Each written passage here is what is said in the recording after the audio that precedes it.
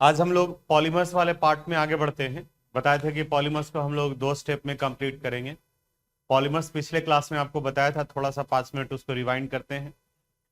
Polymers का मतलब बताया, combination of large number of monomer, यानी कि बहुत सारे छोटे छोटे यूनिट अगर कंबाइन करते हैं तब उन्हें पॉलीमर्स कहा जाता है। इनका क्लासिफिकेशन पढ़े थे हम लोग। आप बताओ, सोर्सेज के अनुसार से पॉलीमर का 3 type: natural, synthetic and semi synthetic. इसके बाद में सेकंड क्लासिफिकेशन आया था स्ट्रक्चर के अनुसार से: लीनियर, ब्रांच, क्रॉस लिंक। फिर थर्ड आया था मोड ऑफ पॉलीमराइजेशन में एडिशन पॉलीमराइजेशन। इसमें दो आया था, एक होमोपॉलीमर और दूसरा कोपॉलीमर, यानी एक ही मोनोमर रिपीट हो रहे हैं बार बार तो उसको होमोपॉलीमर कहा जाएगा। जैसे यहां देखो लिखा हुआ है होमोपॉलीमर, इतने सारे ये होमोपॉलीमर क्योंकि इनका मोनोमर एक ही है, इथीन है, टेट्राफ्लोरोइथीन है, एक्राइलोनाइट्राइल है, ये इनका होमोपॉलीमर हुआ। कोपॉलीमर कहा जाता है जहां एक से ज्यादा हो। जैसे देखिए कोपॉलीमर में ब्यूटा 1,3 डाइन और अस्टायरीन, ये आ गया। तो दो है जहां पर उसको हम लोग कोपॉलीमर कहते हैं। और दूसरा था कंडेंसेशन पॉलीमराइजेशन। कंडेंसेशन यानी कि ये कुछ इंपॉर्टेंट कंडेंसेशन पॉलीमर हैं जहां पर मोनोमर में फंक्शनल ग्रुप प्रेजेंट रहेगा और ये फंक्शनल ग्रुप बाई प्रोडक्ट का फॉर्मेशन करते हैं। बाई प्रोडक्ट में अल्कोहल बन सकता है, वाटर बन सकता है, ये छोटे छोटे यूनिट्स के फॉर्म में आएंगे। ये उन सबको हम टेबुलर फॉर्म में अरेंज कर दिए हैं जो एनसीईआरटी बुक में दिया हुआ था। तो जितने मोनोमर थे उन सबको एक जगह पे, पॉलीमर को एक जगह पे रख लिए। और क्वेश्चन जो पूछा जाता है मोनोमर और पॉलीमर से, लेकिन कुछ एक का स्ट्रक्चर भी आपको बताएंगे कि कैसे वो बनाया जाता है उनके बारे में। तो ये लिस्ट था, आपको इसको नोट कर लेना है, याद कर लेना है, ठीक है। ये मोनोमर पॉलीमर, क्योंकि अधिकांश क्वेश्चन जो उसी से रिलेटेड पूछता है। 2 नंबर का पहले क्वेश्चन पूछा जाता था पॉलीमर से, वही कहता था कि इनका मोनोमर लिखिए या इस मोनोमर से कौन से पॉलीमर बनेंगे। या एक दो हम लोग बात किए थे कि जैसे नायलॉन 6,6 है, ये नायलॉन 6,6 किसको रिप्रेजेंट कर रहा है? नंबर ऑफ कार्बन एटम्स को रिप्रेजेंट कर रहा है, तो वहां से वो रिप्रेजेंट कर रहा है। तो ये आया था। आज इसी में आगे हम लोग को बढ़ना है, ये पॉलीमर्स बनते कैसे हैं उनके बारे में। सबसे पहले हम लोग कुछ एक मोनोमर का स्ट्रक्चर लिख लेते हैं, और जब स्ट्रक्चर लिख लेंगे तो उसके अनुसार से फिर उनके पॉलीमर बनाने की कोशिश करेंगे। बोर्ड पर देखिएगा, हालांकि उस वाले पेन ड्राइव में लाए थे हम सब अलग अलग करके लिख करके कि कौन कौन सा बताना है। अफसोस उसी का है, ठीक है, लेकिन आप में से कुछ समझदार झोंक से निकलते हैं तो ऐसे सब रगड़ते हुए चले जाते हैं। वो चला गया, ठीक है। 1-1.5 घंटा टाइम लगा था उसको अरेंज करने में, ठीक है। आगे बढ़ते हैं, ठीक है, ये तो प्रकृति का नियम है, कोई बात नहीं है। अभी यहाँ दिमाग में तो है, यहाँ लिखा जाएगा, ठीक है। कुछ इंपॉर्टेंट मोनोमर का स्ट्रक्चर लिखते हैं, फिर उसके बाद में पॉलीमर में आएंगे हम लोग। जैसे यहाँ इथीन, ये तो आपको भी पता होगा इथीन का स्ट्रक्चर कैसे लिखा जाएगा। Ethene CH2 double bond CH2। Ethene के बाद में टेट्राफ्लोरोइथीन, टेट्रा फ्लोरो इथीन। जरा सा गेस करो, टेट्राफ्लोरो इसका मतलब 4 फ्लोरीन है और इथीन है, तो जहां CH2 था अब इसकी जगह पर हो जाएगा CF2 डबल बॉन्ड CF2। देखो तो 4 फ्लोरीन हो गया, और इथीन है 2 कार्बन एटम, तो टेट्राफ्लोरो इथीन। इसके बाद में था cyano ethene, cyano ethene, cyano यानी कि CN ग्रुप, तो इनका स्ट्रक्चर ऐसे हो जाएगा CH2CH, और यहां पर क्या लगा देंगे CN, साइनोइथीन।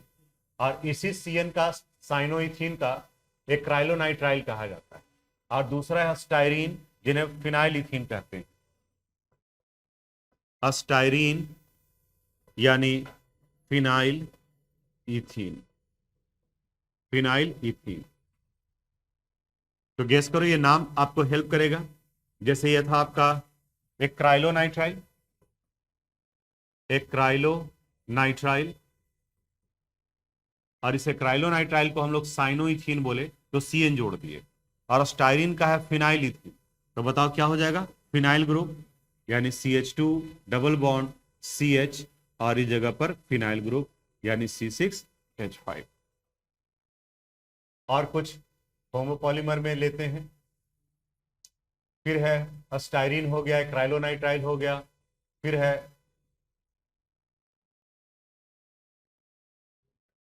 देखो आइसोप्रीन, और फिर क्या है क्लोरोप्रीन। आइसोप्रीन का नाम 2 मिथाइल ब्यूटा 1,3 डाइन, क्लोरोमिथाइल का 2 क्लोरो ब्यूटा 1,3 डाइन। आइसोप्रीन और क्लोरोप्रीन। पहले आइसोप्रीन का लिख लेते हैं। आइसोप्रीन, आईयूपीएसी नेम याद रहेगा तो स्ट्रक्चर लिखना आसान है। 2 मिथाइल ब्यूटा 1,3 डाई ईन। और इसके बाद था क्लोरोप्रीन। क्लोरोप्रीन इसका था 2 क्लोरो ब्यूटा 1,3 डाई ईन।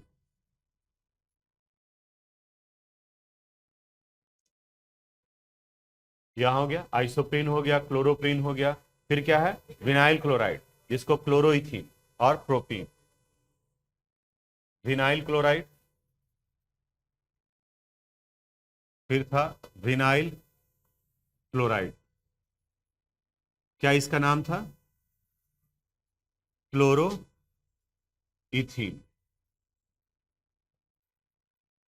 और फिर था प्रोपीन। इनका स्ट्रक्चर लिख लेते हैं मोनोमर का। प्रोपीन का स्ट्रक्चर क्या आ जाएगा, CH3 CH डबल बॉन्ड और CH2। क्लोरोइथीन यानी CH2 डबल बॉन्ड CH और यहां Cl, 2 क्लोरो ब्यूटा 1,3 डाइन यानी CH2 double bond Cl CH double bond 1 2 3 और CH2। देखो तो 1 इधर से नंबरिंग करेंगे, 1 पे आ रहा है, 2 पर आ रहा है, तो 1 2 2 क्लोरो 1 2 3 4 ब्यूटा 1 पर और 3 पर डबल बॉन्ड है डाई। और इनका लिखेंगे तो CH2 डबल बॉन्ड C, यहां पर क्या आ जाएगा, क्या है methyl, CH3 CH double bond और CH2। ये आ गया। तो अब इस वाले से इतने इंफॉर्मेशन से हम लोग सारे होमो का भी लिख लेंगे, अस्टाइरिन और कोपॉलीमर का भी लिख लेंगे। होमोपॉलीमर का भी स्ट्रक्चर आ जाएगा और कोपॉलीमर का भी आ जाएगा। उसके बाद में फिर आएंगे कंडेंसेशन पॉलीमराइजेशन से। ये मोनोमर ऐसे याद रखना है आपको कि मोनोमर कौन है और पॉलीमर कौन है वो। लेकिन जब स्ट्रक्चर आप देखेंगे कि ये ऐसे बना हुआ है तो लगता है कि कैसे लिखेंगे, क्या पूरा याद करना पड़ेगा? नहीं, कोई याद नहीं करना पड़ेगा, सिर्फ आपको मोनोमर याद करना पड़ेगा कि मोनोमर का स्ट्रक्चर क्या है। और जब मोनोमर समझ में आ गया तो फिर बाकी का आप स्ट्रक्चर लिख सकते हैं। पहले हम लोग बात करते हैं कुछ इंपॉर्टेंट होमोपॉलीमर के बारे में। होमोपॉलीमर, आप बताओ होमोपॉलीमर का मतलब क्या हुआ? जहां पर आइडेंटिकल टाइप ऑफ मोनोमर, जैसे पहला होमोपॉलीमर हम लोग ले रहे हैं पॉलीथीन। पॉलीथीन, बताओ इस पॉलीथीन का मोनोमर कौन होगा? इथीन। इथीन का स्ट्रक्चर लिख सकते हैं आप, तो यहां पर लिख दिए CH2 डबल बॉन्ड CH2, ये क्या आ गया इथीन। इनका नंबर कितना होगा N। अब इनका पॉलीमराइजेशन होगा, पॉलीमराइजेशन। पॉलीमराइजेशन में एक सिंपल कंसेप्ट, ये जो डबल बॉन्ड रहेगा ये डबल बॉन्ड टूटेगा, और जब टूटेगा तो एक बॉन्ड कहने का मतलब एक इलेक्ट्रॉन इसका है और एक इलेक्ट्रॉन इसका है, और वही इलेक्ट्रॉन इधर बगल में शिफ्ट कर जाएगा। यानी कि अगर ये डबल बॉन्ड है तो बॉन्ड ब्रेक करेगा और दोनों तरफ में हाफ हाफ बॉन्ड में चला जाएगा, यानी इधर भी और इधर भी। एटम के अरेंजमेंट में कोई चेंजेस नहीं, सिर्फ मल्टीपल बॉन्ड को सिंगल बॉन्ड में कर देंगे। अगर मान लिया कि इसके बगल में कोई ग्रुप लगा हुआ है और ये मल्टीपल बॉन्ड है तो ये ग्रुप नीचे में चला जाएगा, क्योंकि ये जैसे ही ये बॉन्ड टूटेगा तो यहां ये फैलेगा यहां पर इस तरीके से, यानी कि अब ये लंबाई में चलता चला जाएगा पॉलीमेरिक चेन, और इधर भी ये पॉलीमेरिक चेन के रूप में जाएगा। तो यहां पर इसको पॉलीथीन बनाना है तो CH2 को वैसे ही छोड़ देते हैं, CH2 सिंगल बॉन्ड, और यहां क्या हो गया, एन। ये किसका स्ट्रक्चर बन गया, पॉलीथीन का। समझ में आया क्या किया जाए। दूसरा एग्जाम्पल लेते हैं। दूसरे एग्जाम्पल में देखो, ये तो हम लोग कर लिए। दूसरा है टेट्राफ्लोरोइथीन, और इस टेट्राफ्लोरोइथीन ये आपका मोनोमर है, और इसके पॉलीमर को क्या कहते हैं, टेफ्लॉन। टेफ्लॉन कोटिंग यूज किया जाता है नॉन स्टिकी यूटेंसिल्स बनाने में। आप बर्तन खरीदने जाते हैं तो जो नॉन स्टिकी होता है, जिसके ऊपर में बहुत कम ऑयल आप दीजिएगा तो भी खाना आपका अच्छे से बन जाएगा, चिपकता नहीं है मसाला वगैरह उस कढ़ाई वगैरह में या कोई कंटेनर में, तो उसके ऊपर में एक लेयर लगाया हुआ होता है, टेफ्लॉन का कोटिंग चढ़ाया हुआ होता है, वो भी एक पॉलीमेरिक ही है। अभी कुछ दिन पहले न्यूज में दे रहा था कि वो भी टॉक्सिक नेचर का है। अगर टेफ्लॉन कोटिंग किया हुआ कोई यूटेंसिल्स आप यूज करते हैं तो उसमें जो चलाने वाला कलछुल छोलनी वगैरह ये सभी जो होता है वो लकड़ी का होता है। उसके पीछे का रीजन ये बताता है कि लकड़ी जो है वो स्क्रैच प्रोड्यूस नहीं करता है, और अगर आप मेटल का इस्तेमाल कर रहे हैं, स्टील का या आयरन का, तो उस टेफ्लॉन में स्क्रैच प्रोड्यूस करेगा। तो घर वाले लकड़ी का ही इस्तेमाल करते हैं ताकि वो बचा के रखना चाहते हैं कि टेफ्लॉन का कोटिंग जो है लंबे समय तक चले। लेकिन हेल्थ के ख्याल से कहता है कि अगर स्क्रैच आ रहा है तब उनके बीच का वो बॉन्ड टूटा तो टेफ्लॉन के पार्टिकल जो है वो आपके फूड में जाएंगे, और वो टॉक्सिक नेचर का होता है। आप बचा रहे थे कि मेरा ये टेफ्लॉन का कोटिंग मत हट जाए, ठीक है, और वो कोटिंग से कहीं ज्यादा कीमती हो गया कि वो जो टेफ्लॉन के पार्टिकल अगर आपके फूड में जा रहे हैं, जहां स्क्रैच आएगा तो वहां पे बीच का बॉन्ड टूटा, और जब बॉन्ड टूटा तब वहां से पार्टिकल हटना शुरू हो जाएंगे। आप किसी भी चीज से, फिर लकड़ी से भी आप चला रहे हैं तो भी वहां से अब वो कमजोर हो गया। जैसे अगर कहीं पर आपके हाथ में फ्रैक्चर आ गया तो फिर आप सुनते होंगे कि कहता है कि अब थोड़ा सा भी चोट लगेगा ना तब वहां पे फ्रैक्चर होगा, क्योंकि जो स्ट्रेंथ उसका नेचुरल था अब वो नेचुरल नहीं हुआ, क्योंकि जब ये ब्रेक कर गया तो कैल्शियम का जो डिपोजिशन हो रहा है वो अपर पार्ट पे डिपोजिशन हो रहा है, अंदर में तो गैप ही रह गया, तब ये वीक है, ये टूटेगा ही टूटेगा। वैसे ही वहां पर भी होता है। तो ये टेफ्लॉन का इस्तेमाल किया था, यहां देखो नॉन स्टिक सरफेस गैस्केट इसके बनाने में। अब टेफ्लॉन का मोनोमर कौन सा है, टेट्राफ्लोरोइथीन। अब इसका हम लोग स्ट्रक्चर बनाते हैं कि टेट्राफ्लोरोइथीन किस तरीके से होगा। क्या बनाने जा रहे हैं हम लोग, Teflon, tetrafluoroethene, CF2 double bond CF2, इनका ये मोनोमर यहां टेट्रा फ्लोरोइथीन। अब इनका पॉलीमराइजेशन होगा, ये जो डबल बॉन्ड है अब ये बॉन्ड क्या होगा, ब्रेक करेगा, टूटेगा, किस में कन्वर्ट करेगा, सिंगल बॉन्ड में।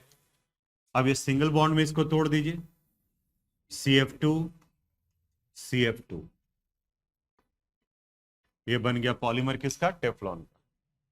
बोलो नहीं आसान था, कंसेप्ट सिर्फ क्या रखना है कि जो बॉन्ड है उसको हमको तोड़ देना है। आगे देखते हैं दूसरे वाले एग्जांपल्स में। दो कर लिए हम लोग, इथीन भी कर लिए, ये भी कर लिए। अब है पॉली एक्राइलोनाइट्राइल, पॉली एक्राइलोनाइट्राइल। बताओ तो पॉली एक्राइलोनाइट्राइल का मोनोमर क्या है, एक्राइलोनाइट्राइल। एक्राइलोनाइट्राइल को क्या कहते हैं, साइनोइथीन। इनका इस्तेमाल कहां करते हैं, सब्स्टिट्यूएंट फॉर उल, यानी ऊन की जगह पर इसको हम लोग इस्तेमाल करते हैं। जैसे अभी आप देखते होंगे कि अभी जाड़ा वगैरह आया है तो एक कॉटसुल यूज करते हैं हम लोग, शर्ट वगैरह बनाते हैं, क्या तो ये कॉटसुल का है। तो कॉटसुल है तो वो तो आपका हो गया सेमी सिंथेटिक, कॉटन उल, उनमें सेमी सिंथेटिक मटेरियल मिलाया गया, कॉटन और उल को मिला दिया गया तो कॉटसुल हो गया। लेकिन अभी जो वो कॉटन भी नहीं मिलाया जाता है, उसमें सिंथेटिक फाइबर मिलाए जाते हैं और उनको फिर उल के रूप में इस्तेमाल किया जाता है, सब्स्टिट्यूएंट के रूप में। तो इनका स्ट्रक्चर बनाते हैं क्राइलोनाइट्राइल का, आप बताओगे, सी पॉली एक्राइलो नाइट्राइल। बताओ इसका मोनोमर कौन है, मोनोमर एक्राइलोनाइट्राइल, एक्राइलोनाइट्राइल। लेकिन एक्राइलोनाइट्राइल से दिमाग में नहीं आता है कि स्ट्रक्चर क्या होगा, साइनो इथीन। तो मल्टीपल बॉन्ड के बाद वाला जो पार्ट है उसको ब्रांच में डाल दो, CH2 डबल बॉन्ड CH, इधर CN लिखने की बजाय कहां डाल दिए, ब्रांच में CN। इनका नंबर कितना होगा, N। दिमाग में गेस करो किस तरह का स्ट्रक्चर होगा, क्या बनेगा, जो डबल बॉन्ड है उसको क्या कर देंगे, ब्रेक कर देंगे। तो यहाँ ये डबल बॉन्ड ब्रेक कर दिए, यहाँ क्या आ गया CH, यहाँ सॉरी CH2, यहाँ CH, यहाँ Cl, और इसको यहाँ बॉक्स में कर दिए। बॉक्स में कहने का मतलब अब ये हुआ कि यही यूनिट लंबा होता चला जाएगा, आगे की तरफ में बढ़ता चला जाएगा। ठीक है, इसके बाद है फिर नेक्स्ट पॉलीथीन हो गया, टेफ्लॉन हो गया, पॉलीएक्राइलोनाइट्राइल हो गया। अब क्या करेंगे हम लोग, पॉलीएस्टाइरीन। अस्टाइरीन क्या है ये, फिनाइलिथीन। तो हमको तो लग रहा है कि अब दिमाग में आ रहा होगा कि फिनाइलिथीन है तो स्ट्रक्चर कैसा बनने वाला है, इथीन, और एक ब्रांच में क्या चलाएगा, फिनाइल ग्रुप, और जो मल्टीपल बॉन्ड है उसी को क्या कर देंगे, ब्रेक कर देंगे, तोड़ देंगे। किसका बनाने जा रहे हैं, पॉलीअस्टाइरीन का, CD, पॉलीअस्टाइरीन।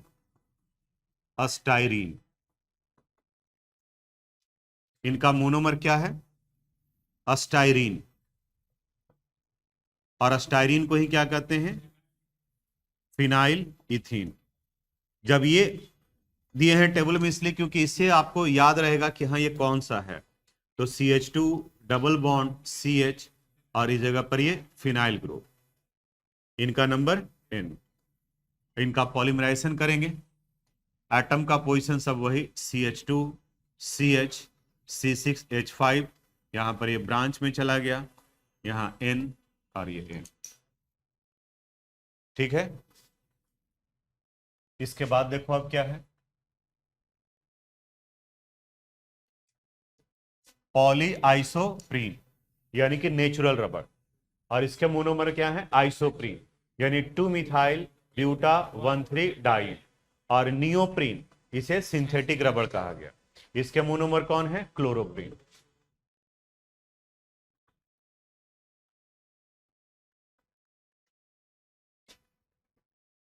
यानी नेचुरल रबर, नेचुरल रबर, इसी को क्या कहें हम लोग, पॉली आइसोप्रीन। इनका मोनोमर क्या है, आइसोप्रीन, आइसोप्रीन। और IUPAC में क्या लिखे हैं, 2 मिथाइल ब्यूटा 1,3 डाईन। ध्यान से देखना यहां पर, क्योंकि यहां स्ट्रक्चर बड़ा है, एक से ज्यादा बॉन्ड है। CH2 double bond CH3 CH double bond, और ये CH2। इनका N, हमने बताया कि एटम के पोजीशन में कोई चेंजेस नहीं आएगा, जैसे है वैसे ही रहेगा। CH3, यहां CH डबल बॉन्ड CH2, बिल्कुल एकदम ध्यान से। क्या करेंगे हम लोग, बॉन्ड तोड़ेंगे। देखिए बॉन्ड तोड़ रहे हैं, यहां से बॉन्ड तोड़ेंगे। जैसे ही बॉन्ड तोड़ेंगे तो दोनों के पास में एक एक इलेक्ट्रॉन, एक इलेक्ट्रॉन इसके पास और एक इलेक्ट्रॉन इनके पास। उसी तरह से अब इसका बॉन्ड तोड़ेंगे तो इन दोनों के पास में एक एक इलेक्ट्रॉन, एक इलेक्ट्रॉन यहां और एक इलेक्ट्रॉन यहां। ये इलेक्ट्रॉन जो यहां टूटा वो ऐसे चला जाएगा इधर टर्मिनल पर, ये जो बॉन्ड टूटा वो इधर चला जाएगा यहां पर, यानी कि इसकी जगह पर का ये इलेक्ट्रॉन जो है वो कंज्यूम हो गया। और जहां अब दोनों के पास में जो एक एक इलेक्ट्रॉन बचा हुआ है वो किस में कन्वर्ट कर जाएगा, बॉन्ड में। तो जहां सिंगल बॉन्ड है उसकी जगह पर क्या हो गया, डबल बॉन्ड हो गया। ये बन गया आपका नेचुरल रबर। फिर से ऐसे ये बॉन्ड रहता था तो ऐसे इधर ब्रेक किया, इधर ब्रेक किया। अब आप इमेजिन करो कि बगल में भी एक एटम है, उसके पास में ये बॉन्ड टूट रहा है, इसका भी बॉन्ड टूट रहा है, तो इसका बॉन्ड ये टर्मिनल पर है तो टर्मिनल की तरफ में चला गया, लेकिन इसके पास तो एक बचा हुआ रह गया ना, और इसके पास में भी एक बचा रह गया। तो ये दोनों मिलकर के जहां सिंगल बॉन्ड था वो किस में कन्वर्ट कर गया, डबल बॉन्ड में कन्वर्ट कर गया ये। तो अब इसके बाद में आप सिंथेटिक रबर गेस कर सकते हो कि सिंथेटिक रबर कैसा हो जाएगा। एन छूटा हुआ है, एन डाल देंगे यहां, N. Synthetic rubber, synthetic rubber बताओ इसका monomer, chloroprene, CH2 double bond CCl CH double bond CH2, इनका नंबर N है। अब जब पॉलीमराइजेशन कराएंगे फिर गैस करो, इधर बॉन्ड, इधर बॉन्ड, और यहां क्या बन जाएगा, डबल बॉन्ड, यानी ये आ गया CH2 CH Cl CH, यहां C था ना, CH नहीं C है, C डबल बॉन्ड CH, यहां CH2, और इस जगह पर क्या आ गया, N। ठीक है, तो वीडियो लैग कर रहा है। अच्छा ठीक है, वीडियो लैग कर रहा है तो बाकी रिकॉर्डिंग उस वक्त में जो देखना अब कितना क्या क्या किया जाए। अब यहां पर ये पार्ट हो गया, ये होमोपॉलीमर में पॉलीथीन बना लिए, टेफ्लॉन बना लिए, पॉलीएक्राइलोनाइट्राइल, पॉलीएस्टाइरीन, नेचुरल रबर, सिंथेटिक रबर। अब उसी अनुसार से फिर बाकी किसका कर लेंगे, पॉलीप्रोपीन बन जाएगा ना, पॉलीप्रोपीन हो जाएगा, विनाइल क्लोराइड का पॉलीविनाइल क्लोराइड, क्लोरोइथीन है तो एक क्लोरीन रहेगा बाकी का वहां। अब दूसरे वाले पार्ट की तरफ में बढ़ते हैं, जिन्हें क्या कहा गया है, कोपॉलीमर। एक ब्यूटा 1,3 डाइन है और दूसरा अस्टाइरिन, और यहां पर ब्यूटा एन है, बुना एन, और इनको कहा गया है बुना एस। इसका बनाते हैं,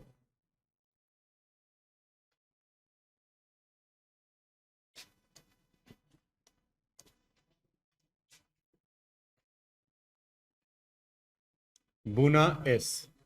एक हम बना लेते हैं, दूसरा तुम बना लोगे, ठीक है।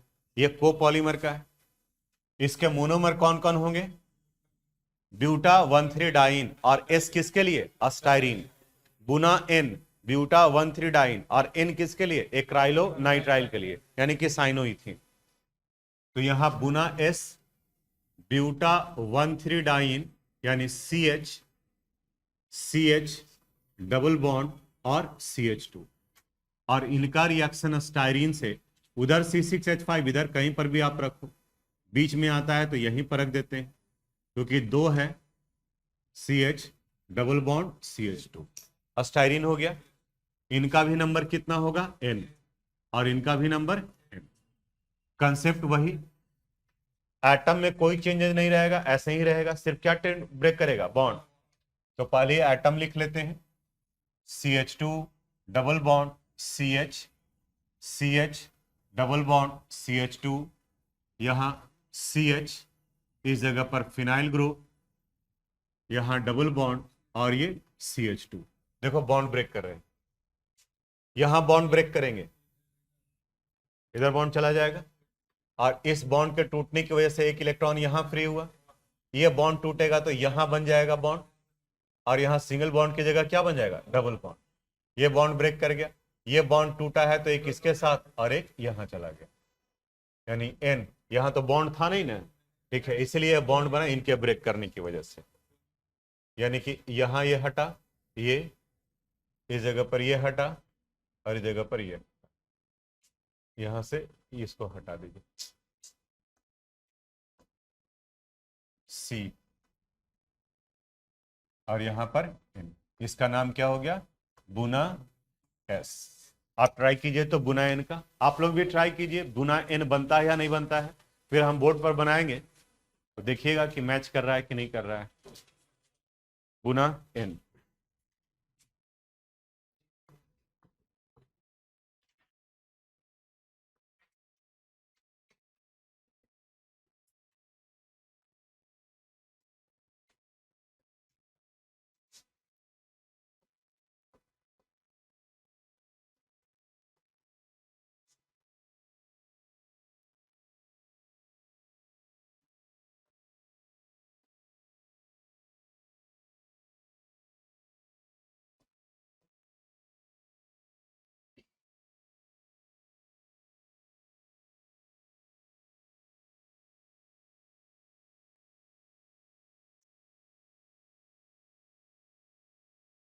बनाए दो लोग, देखिए मैच कर रहा है या नहीं कर रहा है। देखो तो यहां पे क्या करेंगे, ये बॉन्ड यहां फ्री होगा, CH2 CH, double bond CH CH2 CH, नीचे में क्या CN, यहां N बन जाएगा। तो ये कोपॉलीमर था। एक क्वेश्चन आप देखोगे तो एनसीईआरटी बुक में दिया हुआ है, एक पॉलीमर दिया हुआ है और आपसे ये पूछ रहा है कि ये होमोपॉलीमर है या कोपॉलीमर। तो होमोपॉलीमर उन्हें कहा, सारा होमोपॉलीमर तो लिख दिए, अब उससे भी आप आइडेंटिफाई कर सकते हो। कोपॉलीमर उन्हें कहा जाता है जहां पर two different types of monomer combine करते हैं, और होमोपॉलीमर उन्हें कहा जाता है जहां identical types of monomer combine करते हैं। ठीक है, अब इसके बाद में एक आध हम लोग कंडेंसेशन पॉलीमर के बारे में बात कर लेते हैं। कंडेंसेशन पॉलीमर में एक टेरेथाइलिक एसिड है, थैलिक एसिड है, और फिर कैप्रोलैक्टम नायलॉन 6, हेक्सामिथाइलिन डायमाइन और एडिपिक एसिड लिखे इनसे रिलेटेड। और देख लेते हैं कहीं कोई और इंपॉर्टेंट छूट ना जाए। चलो यहां देखो सब लोग, हेक्सामिथाइलिन नायलॉन 6 का बनाते हैं।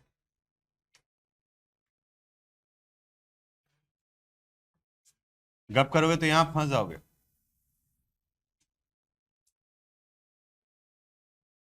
नायलॉन 6 इसके दो मोनोमर हैं, एक है hexamethylene diamine, hexamethylene diamine, diamine कहने का मतलब क्या, दो amine.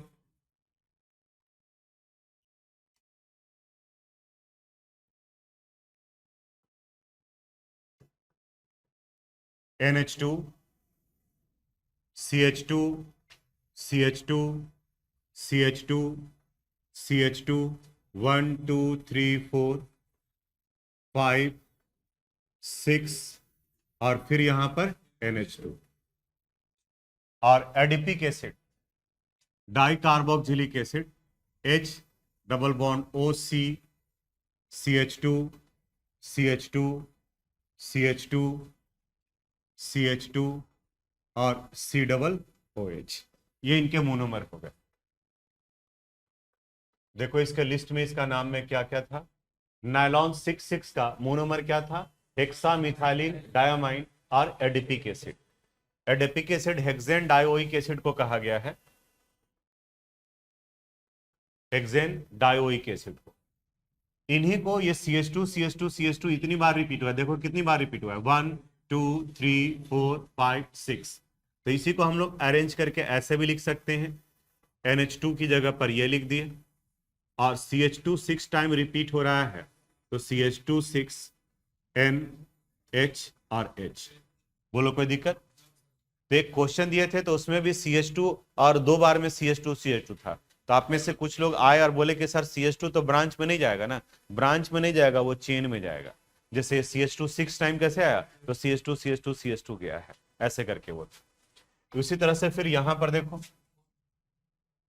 HOC double bond O, कितनी बार में CH2, 4 टाइम्स। तो यहां CH2 4, फिर C डबल बॉन्ड O, और यहां OH। ठीक है, अब अमाइन है और ये अल्कोहल है। आगे हम लोग जब ऑर्गेनिक केमिस्ट्री में अमाइन पढ़ेंगे तो वहां पर आएगा कि अमाइन और कार्बोक्सिलिक एसिड में भी आएगा, ये दोनों कंबाइन कर अमाइड का फॉर्मेशन कर लेता है, CONH2 का, और बाई प्रोडक्ट के फॉर्म में H2O बाहर निकलता है। तो आप H2O के बारे में सोचो कि H2O कैसे बाहर निकलेगा, आप बताना। H2O के लिए इसका कौन सा पार्ट बाहर निकलेगा, OH, और इसका H, H2O बाहर निकल जाएगा। उसी तरह से यहां से भी कौन सा पार्ट बाहर निकलेगा, H, और यहां से कौन सा पार्ट, बस इतना ही समझना है। नायलॉन 6 का स्ट्रक्चर हो गया, मोनोमर का स्ट्रक्चर समझ गए। अब इसको जोड़ देना है, देखिए जोड़ते हैं। NH, यहां क्या आ गया CH2 6, यहां NH, यहां C डबल बॉन्ड O, यहां CH2 4, C double bond O, ये चेन के रूप में जाएगा N, यहां और बाई प्रोडक्ट में क्या बन गया NH2। ये स्ट्रक्चर हो गया नायलॉन 6 का। अब अगर कोई ये नायलॉन 6 का ये स्ट्रक्चर याद करने की कोशिश करेगा, नहीं याद होगा, ठीक है। लेकिन आपको ये स्ट्रक्चर नहीं याद करना है, स्ट्रक्चर किसका याद करना है, ये, और कंसेप्ट समझना है कि क्या बनेगा। तो नायलॉन 6 अमाइड फाइबर में भी H2O बाहर निकलता है, टेरिलीन हो गया, वहां पर भी H2O बाहर निकलता है। तो दोनों फंक्शनल ग्रुप जो आमने सामने है वहां से H2O बाहर निकाल दीजिए और बाकी का पार्ट दोनों को क्या कर देंगे, जोड़ देंगे, वो बन जाएगा। जैसे इसके बाद में ये है एक हेक्सामिथाइलिन डायामाइड नायलॉन 6, ये तो एक ही का है, इसको बताते हैं आगे। एक और है ये इथाइलिन ग्लाइकॉल और टेरेथैलिक एसिड, टेरेथैलिक एसिड, और फिर बाकी ये है थैलिक एसिड। थोड़ा सा कुछ नोट करो, दर्द करने लगा पेट। इसका नायलॉन 6 वाला नोट करो।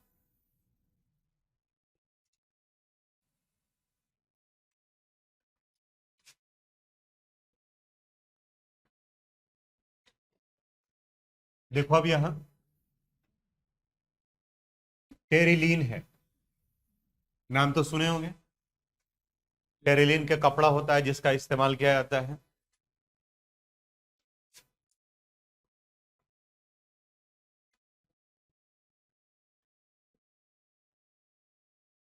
हाँ, जो पहले वाला लिखवाए हैं उसको भी आप नोट कर लीजिएगा, ठीक है। वो हम ये देंगे, PDF प्रोवाइड कर देंगे, तो बाकी का स्ट्रक्चर आप बना लीजिएगा। और जो टेबल में दिया हुआ है जिसको डिस्कस किए, वही मेन याद रखना है आपको, ठीक है। और बाकी का ये एडिशनल इंफॉर्मेशन हो गया आपके लिए कि हाँ ये स्ट्रक्चर बना है तो कैसे बना है टेरिलीन का। जैसे कोई एग्जाम्पल ही पूछ दिया, what do you mean by condensation polymer, defined with suitable example, तो एक एग्जाम्पल देने पड़ेगा ना नाइलॉन 6 का। तो आप मोनोमर का स्ट्रक्चर याद रखेंगे तो फिर पॉलीमर बन जाएगा। जैसे अभी ये टेरिलीन के बारे में बात कर रहे हैं, तो टेरिलीन का देखो, इसका मोनोमर कौन कौन है टेरिलीन का, कंडेंसेशन पॉलीमर में आएगा टेरिलीन, इसी को डेक्रोन कहा गया। क्या क्या है, इथाइलिन ग्लाइकॉल और terephthalic acid, ethylene glycol and terephthalic acid. Board पर देखो, बोर्ड पर इथाइलिन ग्लाइकॉल और दूसरा है टेरेथैलिक एसिड, थैलिक एसिड। अगर इसका आयुपैक नेम लिख दें तो स्ट्रक्चर लिखना आसान हो जाएगा। इथाइलिन ग्लाइकॉल का आयुपैक नेम होता है इथेन 1,2 डाइऑल, और टेरेथैलिक एसिड का आयुपैक नेम होता है benzene 1,4 di carboxylic acid, di carboxylic acid. और स्ट्रक्चर लिख देंगे, आप मोनोपॉलीमर बना लो।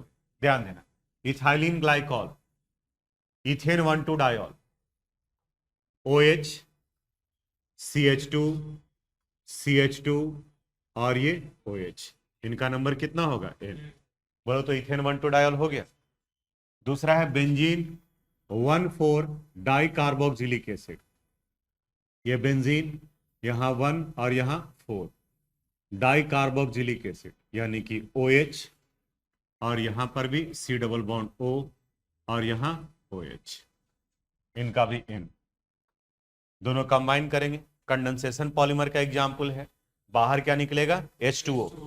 तो बताओ तो यहां से क्या रिमूव करेंगे, और यहां से H और ये OH बाहर निकल जाएगा, किस फॉर्म में, H2O। फिर यहां से भी क्या निकलेगा, यहां से H। बोलो अब यहां क्या लिखे, O CH2 CH2 O, structure bond बना देते हैं, O, यहां C double bond O, benzene ring, यहां C डबल बॉन्ड O, और यहां पर क्या हो गया N। इसे हम लोग पॉलिस्टर भी कहते हैं। क्यों? क्योंकि ये अल्कोहल है और ये क्या है, कार्बोक्सिलिक एसिड।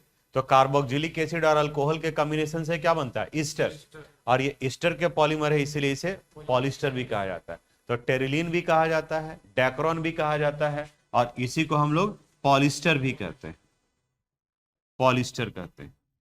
बताओ बाई प्रोडक्ट में क्या निकल जाएगा, H2O। ठीक है, नोट कर लीजिए इसको भी। आगे बढ़े, एक आपको बनाने के लिए दे रहे हैं, एक और कंडेंसेशन पॉलीमर है ग्लिप्टल। इसके मोनोमर हैं इथाइलिन ग्लाइकॉल, इथाइलिन ग्लाइकॉल, और दूसरा है थैलिक एसिड। अभी था टेरेथैलिक एसिड और ये है थैलिक एसिड। थैलिक एसिड का आयुपैक नेम है benzene 1,2 di carboxylic acid, carboxylic acid. उसके पहले टेरेथैलिक का क्या था, बेंजीन 1,4 डाई कार्बोक्सिलिक एसिड। तो इथाइलिन ग्लाइकॉल तो इथेन 1,2 डायॉल है, मोनोमर लिख देते हैं हम CH2 CH2, और यहां क्या OH। और ये बेंजीन 1,2 डाई कार्बोक्सिलिक एसिड, देखो ध्यान देना, ऐसे लिखा जाएगा HOC डबल बॉन्ड O,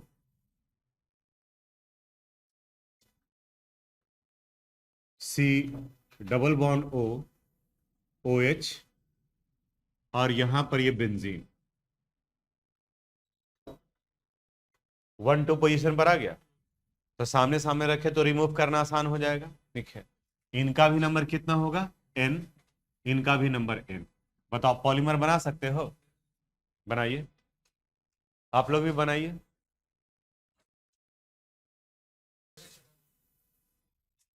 यहां से क्या रिमूव करोगे, H, यहां से H, यहां से OH, यहां से OH, बाकी के रेस्ट पार्ट को जोड़ देना है।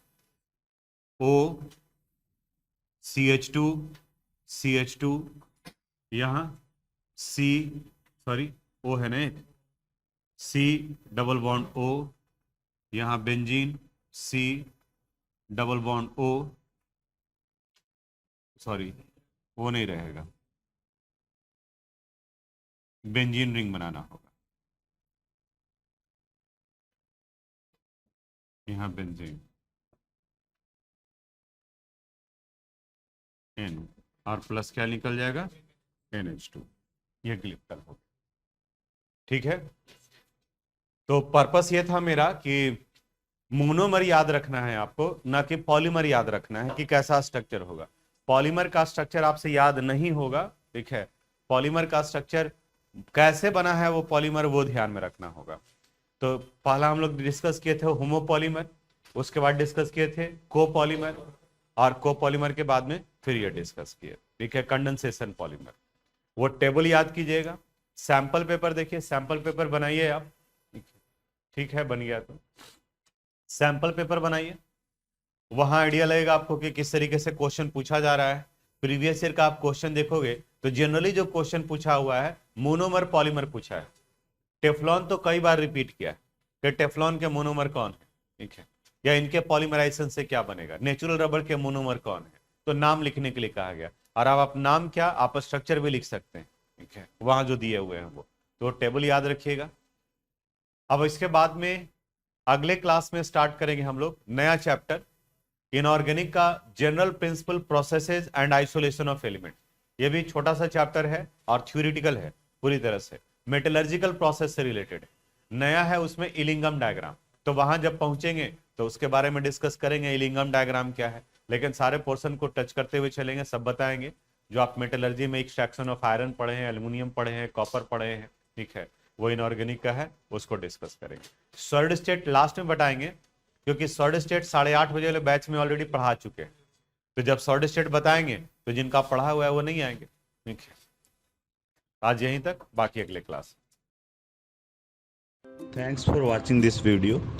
अगर आपको कोई प्रॉब्लम है, अगर किस तरह का समझने में कोई दिक्कत है, तो आप मुझे मैसेज कर सकते हैं। हम अपनी तरफ से पूरी कोशिश करेंगे उसे रिप्लाई करने के लिए।